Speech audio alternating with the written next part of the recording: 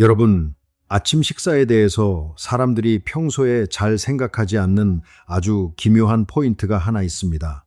저는 오늘 아침 식사 이야기를 드리려는 게 아닙니다. 그 단어 자체에 대한 이야기예요. 영어로 아침 식사를 브렉퍼스트라고 하죠.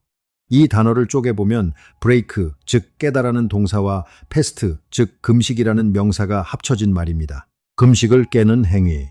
그게 아침 식사의 원래 이름이에요. 그런데 여기서 아주 기묘한 질문 하나가 생깁니다. 금식을 깬다는 건 먼저 금식 상태가 있었다는 뜻이잖아요. 그 금식은 언제부터 시작된 걸까요? 오늘 저희 파인만의 길에서 이 질문을 한번 제대로 파헤쳐 보려고 하는데요. 다이어트나 식이요법 이야기가 아닙니다. 여러분의 몸속에서 매일 밤 조용히 벌어지고 있는 어떤 기적, 그리고 그 기적을 우리가 아무것도 모른 채 매일 방해하고 있다는 사실에 대한 이야기예요. 위대한 물리학자 리처드 파인만이 평생 반복했던 말이 있습니다. 이름을 아는 것과 본질을 이해하는 것은 완전히 다른 일이다. 새의 이름을 알아도 그 새가 왜 하늘을 날 수 있는지를 아는 건 아니라는 거죠. 오늘 이 이야기를 끝까지 들으시면 아침, 점심, 저녁이라는 이름이 얼마나 오랫동안 여러분의 몸을 지배해 왔는지를 처음으로 보게 되실 겁니다. 그리고 그 순간부터 여러분의 몸과 에너지에 관한 모든 것이 완전히 다른 방식으로 보이기 시작할 거예요. 본질을 볼 준비가 되셨나요? 자, 먼저 여러분이 아마 오랫동안 사실이라고 믿어왔을 이야기부터 시작해 보겠습니다. 하루 세끼, 아침, 점심, 저녁. 이건 너무나 당연한 것처럼 보이죠. 아침을 걸으면 기력이 떨어지고, 점심을 못 먹으면 오후에 집중이 안 되고, 저녁을 굶으면 위장이 비어 잠이 안 온다. 우리는 이걸 몸이 말해주는 진실이라고 생각합니다. 의사도 영양사도 어머니도 모두 같은 말을 하죠. 새끼를 꼬박꼬박 챙겨 먹어야 건강하다고. 특히 아침은 절대 걸으면 안 된다고. 아침은 하루를 시작하는 에너지의 원천이라고. 그리고 우리의 몸도 그 믿음을 지지하는 것처럼 보입니다. 낮 12시가 되면 배가 고파지고 저녁 6시쯤 되면 다시 배가 고파집니다. 마치 몸 안에 시계가 내장되어 있는 것처럼요. 바로 그겁니다. 시계. 오늘 이 이야기의 핵심 단어가 바로 시계입니다. 이걸 기억해 두세요. 우리는 몸속에 생물학적 시계가 있다고 생각합니다. 그 시계가 하루 3번 식사 시간을 알려준다고요. 그래서 그 시계에 맞춰 먹는 게 가장 자연스럽고 건강한 방식이라고 믿습니다. 진화가 그 시계를 설계했다고 수십만 년의 역사가 그것을 증명한다고 생각하죠. 그런데 말입니다. 이 그림에는 치명적인 오류가 하나 숨어 있어요. 파인만은 물리학 문제를 풀 때 가장 먼저 하는 일이 있었습니다. 전제 조건을 의심하는 것이에요. 어떤 것이 당연하게 느껴질수록 그 당연함을 먼저 의심해야 한다고 했죠. 자, 그렇다면 이렇게 물어봅시다. 우리 몸의 배고픔 시계는 정말 진화가 설계한 걸까요? 놀랍게도 그렇지 않습니다. 역사학자들이 밝혀낸 사실이 하나 있어요. 하루 3번 규칙적으로 식사하는 패턴이 전 세계적으로 보편화된 시기는 불과 200년이 채 되지 않습니다. 정확히는 19세기 산업혁명 이후의 일이에요. 잠깐 상상해 보세요. 1840년대 영국의 맨체스터, 공장 굴뚝에서 연기가 피어오르는 새벽. 노동자들은 해가 뜨기도 전에 일터로 향합니다. 공장에는 종이 있어요. 그 종이 울리면 일을 시작하고 정오의 종이 울리면 점심시간, 저녁에 종이 울리면 퇴근입니다. 째깍째깍, 째깍째깍. 그 종소리가 밥 먹을 시간을 알려줬고 우리의 몸은 그 종소리에 길들여졌습니다. 식사 시간은 노동자의 생물학적 필요에서 결정된 게 아니었어요. 공장의 교대 스케줄에서 결정된 겁니다. 여기서 파인만의 원칙이 작동합니다. 이름 속에 진실이 숨어 있다. 그 이름을 해부하라. 다시 브렉퍼스트로 돌아가죠. 이 단어는 수백 년 전에 만들어졌습니다. 냉장고도 편의점도 공장도 없던 시절에요. 그때 사람들은 밤새 자연스럽게 금식 상태를 유지했고 아침이 되어 배가 고파졌을 때 그 금식을 깼습니다. 이름 자체가 이미 진실을 말하고 있었어요. 먼저 금식이 있고 그 다음에 식사가 온다고. 그런데 산업혁명 이후 우리는 그 이름의 의미는 잊어버리고 아침 7시에 반드시 밥을 먹어야 한다는 습관만 남겨놓았습니다. 파인만이 말한 것처럼 이름만 알고 본질을 잃어버린 거예요. 그렇다면 산업혁명 이전의 인간은 어떻게 살았을까요? 수십만 년간 우리의 조상 호모사피엔스는 냉장고도 편의점도 없는 세상에서 살았습니다. 사냥이 성공하면 먹고 실패하면 굶었어요. 하루 한두 끼가 보통이었고 며칠을 굶는 일도 드물지 않았습니다. 처음 들으면 이런 생각이 드실 수 있어요. 아, 그래서 우리 조상들이 단명했구나. 하지만 그렇지 않습니다. 오히려 정반대예요. 우리의 유전자는 결핍과 풍요의 교차 속에서 최적화되도록 설계되어 있습니다. 굶주림은 죽음의 신호가 아니었어요. 세포가 스스로를 재건하는 신호였습니다. 지금 여러분의 몸이 이유 없이 무겁고 아무리 먹어도 에너지가 없다면, 그리고 매년 건강검진 결과가 조금씩 나빠지고 있다면 그것은 의지의 문제가 아닐 수 있습니다. 그것은 여러분이 아직 공장의 종소리를 따르고 있기 때문일 수 있어요. 이름이 여러분을 지배하고 있었습니다. 이제 본질을 볼 시간입니다. 리처드 파인만은 연력학 제1법칙을 설명할 때 이렇게 말했습니다. 에너지는 사라지지 않는다. 다만 형태를 바꿀 뿐이다. 이건 단순한 물리학 공식이 아닙니다. 이것은 여러분의 몸 안에서 매 순간 벌어지고 있는 가장 근본적인 진실이에요. 그리고 이 진실을 제대로 이해하는 순간 왜 하루 세 끼가 여러분의 몸에 무엇을 하고 있는지를 세포 수준에서 보게 됩니다. 먼저 한 가지 질문을 드리겠습니다. 음식을 먹으면 그 에너지는 어디로 갈까요? 운동을 하면 근육으로 가고 생각을 하면 뇌로 간다고 배웠을 겁니다. 틀린 말은 아니에요. 하지만 파인만의 방식으로 더 깊이 들어가 보겠습니다. 에너지는 사라지지 않습니다. 필요 이상으로 섭취한 에너지는 어딘가에 저장되어야 해요. 그 저장소가 바로 지방세포입니다. 그런데 중요한 건 이거예요. 그 지방 창고의 문을 여는 열쇠가 따로 있다는 겁니다. 그 열쇠의 이름은 인슐린이에요.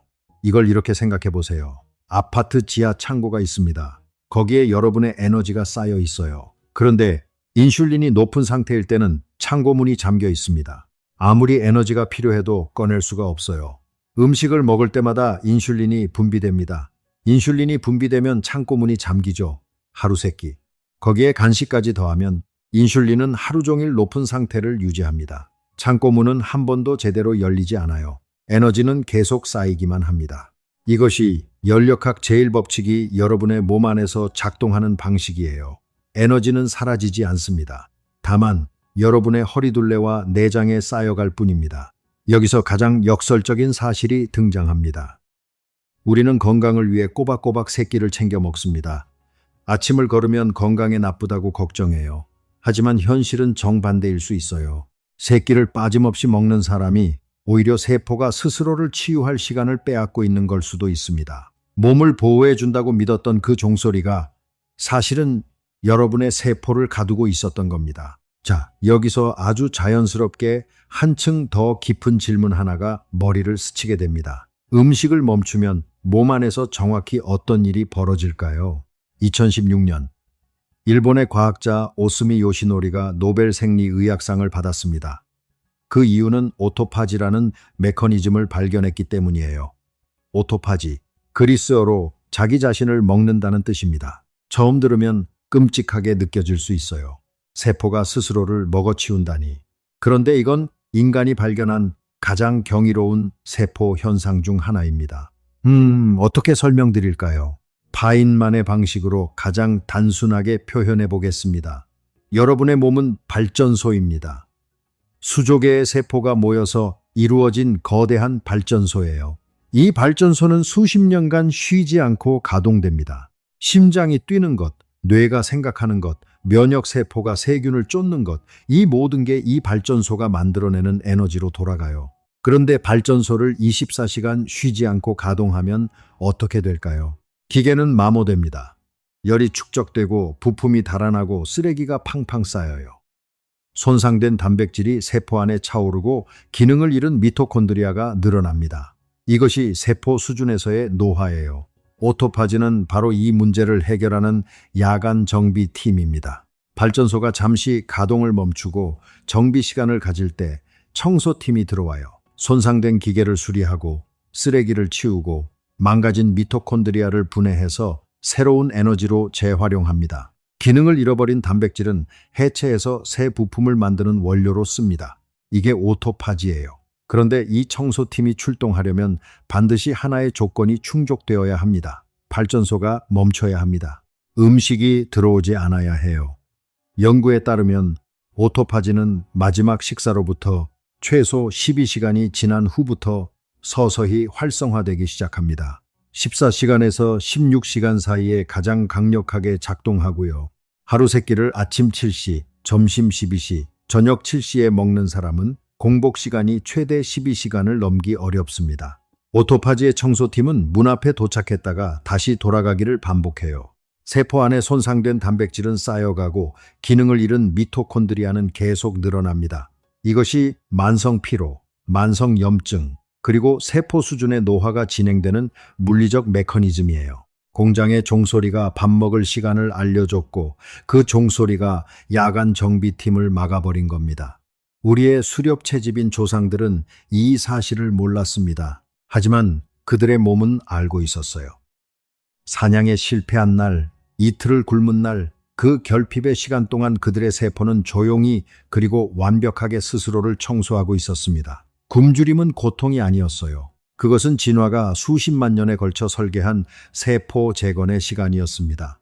이걸 한번 가만히 음미해 보세요. 배고픔은 여러분의 적이 아닙니다. 그것은 청소팀이 출동했다는 신호예요. 자, 이 이야기는 우리를 훨씬 더 깊고 본질적인 진실로 데려갑니다.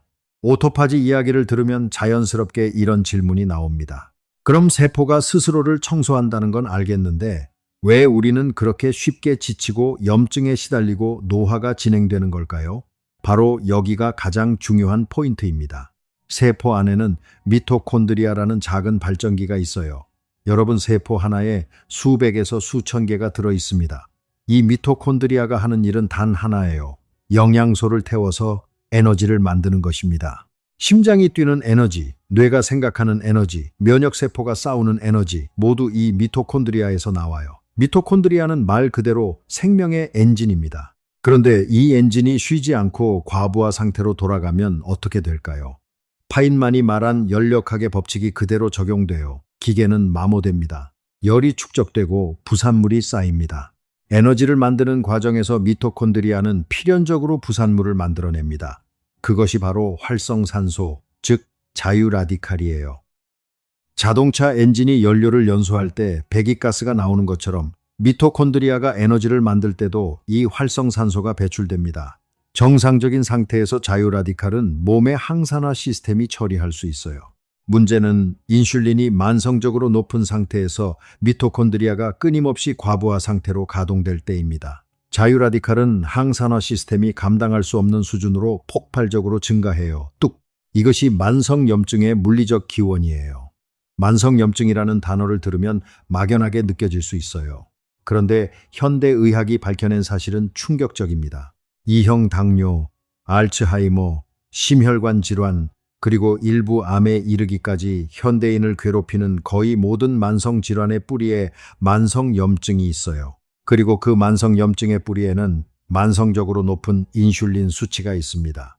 그리고 그 인슐린의 뿌리에는 하루 종일 멈추지 않는 종소리가 있어요. 이것은 음모론이 아닙니다. 이것은 물리학이에요. 원인과 결과의 연쇄입니다. 파인만이 평생 추구했던 가장 단순한 형태의 진실이죠. 파인만은 이렇게 말했습니다. 자연은 당신의 감정에 관심이 없다. 자연은 오직 법칙대로 움직인다.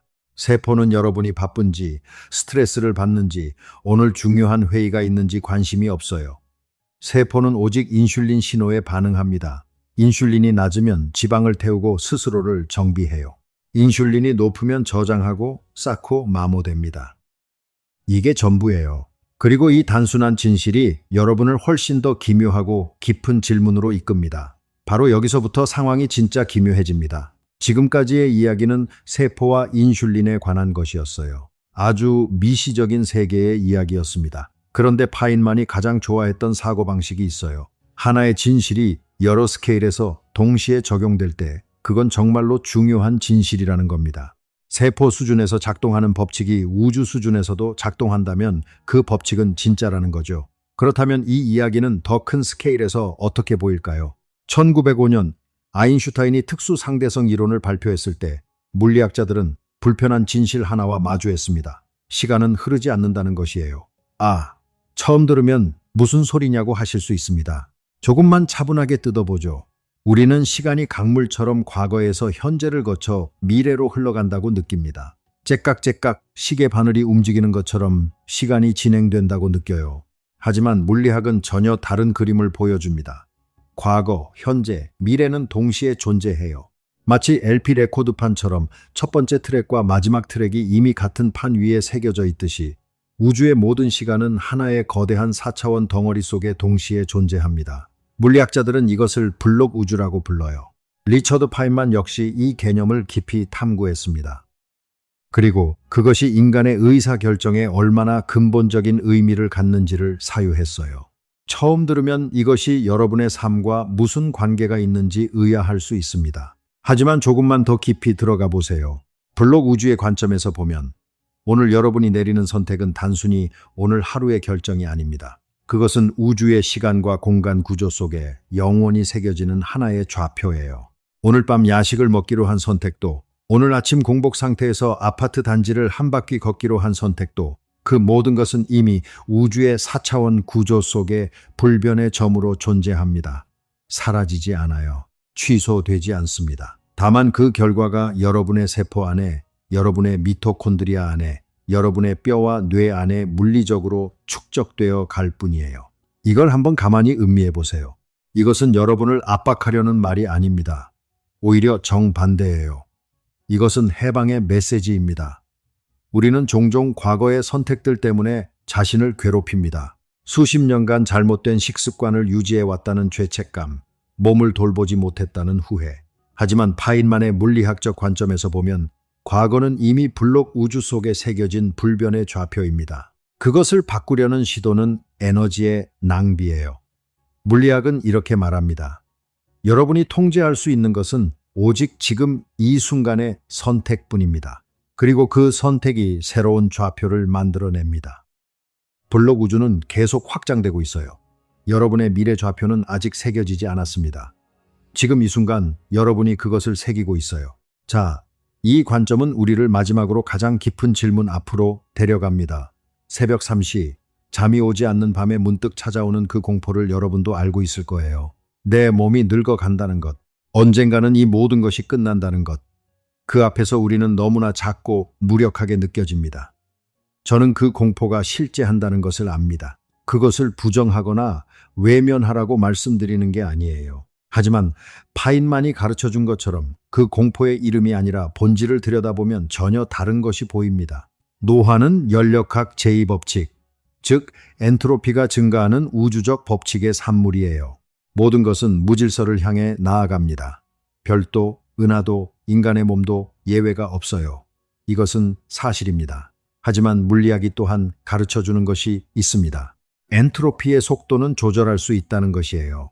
완전히 멈출 수는 없습니다. 하지만 늦출 수 있어요. 그리고 그 차이가 여러분이 살아가는 시간의 질을 완전히 바꿔놓습니다. 오늘 하루 공장의 종소리를 따라 식사를 한 사람과 세포의 언어를 따라 멈추는 시간을 선택한 사람 사이에서 엔트로피의 속도는 다르게 흐릅니다. 세포 청소의 차이가, 미토콘드리아 건강의 차이가, 만성 염증의 차이가 쌓이고 쌓여 시간의 질을 바꿉니다. 파인만은 죽음을 앞두고 이런 말을 남겼습니다. 나는 죽는 것이 두렵지 않다. 다만 내가 아직 이해하지 못한 것들이 있다는 사실이 흥미롭다. 그는 죽음 앞에서도 호기심을 잃지 않았어요. 왜냐하면 그는 우주의 법칙을 이해하는 사람에게 죽음은 끝이 아니라 에너지의 변환임을 알고 있었기 때문입니다. 에너지는 보존됩니다. 형태가 바뀔 뿐이에요. 여러분을 이루고 있는 원자들은 우주가 탄생한 이래 약 138억 년을 여행해 왔습니다. 별의 내부에서 만들어지고 초신성 폭발로 우주로 흩어지고 수십억 년을 떠돌다가 지금 이 순간 여러분이라는 형태를 잠시 취하고 있어요. 그 원자들은 여러분 이후에도 계속 여행할 것입니다. 대지의 일부로, 또 다른 생명의 형태로. 이것이 우울한 이야기처럼 들린다면 여러분은 아직 이 관점의 깊이에 닿지 못한 거예요. 이건 가장 위대한 위로입니다. 여러분은 혼자가 아니에요. 여러분은 138억 년의 우주 역사가 만들어낸 가장 복잡하고 정교한 에너지의 결정체입니다. 이건 세상을 바라보는 시점이 아주 중요하게 뒤집히는 순간입니다. 우리는 배고픔을 두려워합니다. 배가 고프면 빨리 무언가를 먹어서 그 불편함을 없애야 한다고 생각해요. 편의점을 들르고 과자를 집어들고 공장의 종소리에 반응하듯 움직입니다. 그런데 이제 여러분은 알고 있습니다. 배고픔은 청소팀이 출동했다는 신호예요. 오토파지의 야간 정비팀이 드디어 발전소 문을 열고 들어와서 망가진 기계를 수리하기 시작했다는 신호입니다. 미토콘드리아가 잠시 쉬며 활성산소의 폭풍이 잦아드는 신호예요. 배고픔은 고통이 아닙니다. 그것은 치유의 감각입니다. 그리고 지금 이 순간 여러분의 세포 안에서 벌어지고 있는 이 기적, 이 치유의 과정은 아침 7시, 낮 12시, 저녁 6시라는 공장의 종소리가 멈추지 않는 한 시작조차 되지 않아요. 결과적으로 이 엄청난 수수께끼에 대한 정답은 우리 대부분이 예상했던 것보다 훨씬 더 단순합니다. 결론부터 말씀드리자면 언제 멈추느냐가 여러분의 수명을 결정합니다. 더 많이 먹는 것이 아니에요. 더 좋은 것을 먹는 것도 중요하지 않습니다. 언제 멈추느냐, 얼마나 오래 기다리느냐가 핵심이에요. 자, 이제 파인만의 원칙에 따라 이야기를 마무리하겠습니다. 그는 이렇게 말했죠. 직접 검증하라. 어떤 권위도 어떤 교과서도 맹목적으로 믿지 마라. 오직 실험만이 진실을 말한다. 오늘 이 이야기를 듣고 가장 처음 시작할 수 있는 것은 아주 단순해요. 오늘 저녁 식사를 마친 후 주방 불을 끄십시오. 내일 아침 첫 식사 전에 공복 상태를 유지해 보세요. 12시간. 그것이 처음에는 어렵다면 10시간도 괜찮습니다. 그리고 그 공복 상태에서 30분을 걸어보세요. 뒤꿈치부터 땅을 딛고 척추를 세우고 코로 숨을 쉬면서요. 코로 숨을 쉬면 일산화질소가 생성되어 혈관이 이완되고 뇌로 가는 혈류가 증가합니다. 폐의 산소 흡수 효율이 극적으로 높아지죠. 공복 상태에서 걷기를 할 때 몸은 포도당 대신 지방산과 케톤을 연료로 사용하기 시작합니다. 케톤은 뇌가 사용할 수 있는 가장 깨끗하고 효율적인 연료예요. 동시에 걷기라는 신체적 자극은 뇌신경 성장인자를 분비시킵니다. 과학자들은 이것을 뇌의 비료라고 부르는데요. 뇌세포를 성장시키고 연결을 강화하고 인지 기능을 높이는 물질이에요. 2주만 해보십시오. 그리고 스스로 검증하세요. 아침에 눈을 떴을 때 에너지 수준이 어떻게 변하는지, 오전의 깊은 집중이 얼마나 선명하게 지속되는지, 몸의 무게감이 어떻게 달라지는지. 숫자가 말합니다. 몸이 대답합니다.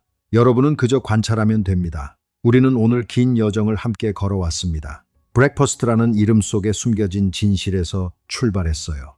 하루 세끼가 진화의 산물이 아니라 19세기 공장의 종소리가 만들어낸 시간표라는 사실을 발견했습니다. 연력학 제1법칙을 통해 인슐린의 잠금 메커니즘을 이해했고 오토파지의 야간 정비팀이 왜 공복 상태를 필요로 하는지를 세포 수준에서 보았어요. 미토콘드리아의 과부하와 활성산소의 폭풍이 어떻게 만성염증으로 이어지는지 그 원인과 결과의 연쇄를 따라가 봤습니다. 블록 우주의 관점에서 오늘 이 순간의 선택이 우주의 시간 공간 속에 어떻게 새겨지는지를 함께 바라보았어요. 그리고 엔트로피의 속도는 늦출 수 있다는 것, 배고픔이 고통이 아니라 치유의 신호라는 것을 이해했습니다. 이 모든 것은 단 하나의 진실을 향해 흘러왔어요. 이름이 아닌 본질을 이해하는 자만이 자신의 몸과 삶을 진정으로 다스릴 수 있다는 것입니다. 리처드 파인만은 이렇게 말했습니다. 복잡한 것을 복잡하게 설명하는 것은 누구나 할 수 있다. 하지만 복잡한 것을 가장 단순한 언어로 꿰뚫어 보는 것, 그것이 진정한 이해다. 오늘 여러분이 느끼는 피로감, 이유 없는 무거움, 집중이 되지 않는 아침, 그것은 의지의 문제가 아닙니다. 그것은 여러분이 아직 공장의 종소리를 따르고 있기 때문이에요. 오늘부터 그 종소리를 내려놓으십시오. 대신 파인만이 건네주는 질문 하나를 마음속에 품으세요. 나는 지금 이름을 따르고 있는가? 아니면 본질을 따르고 있는가? 그 질문 하나가 여러분의 하루를, 여러분의 몸을, 여러분의 삶을 서서히, 그러나 완전히 바꾸어 놓을 것입니다. 에너지는 보존됩니다. 세포는 신호에 반응합니다. 엔트로피의 속도는 늦출 수 있습니다. 그리고 진실을 이해하는 순간 여러분의 몸은 스스로를 치유하기 시작합니다. 오늘 밤 마지막 숟가락을 내려놓는 그 순간이 여러분의 세포가 기다려온 신호가 되기를 바랍니다. 여러분의 호기심이 곧 파인만의 길입니다. 다음 영상에서 더 깊고 기묘한 질문으로 다시 찾아뵙겠습니다. 감사합니다.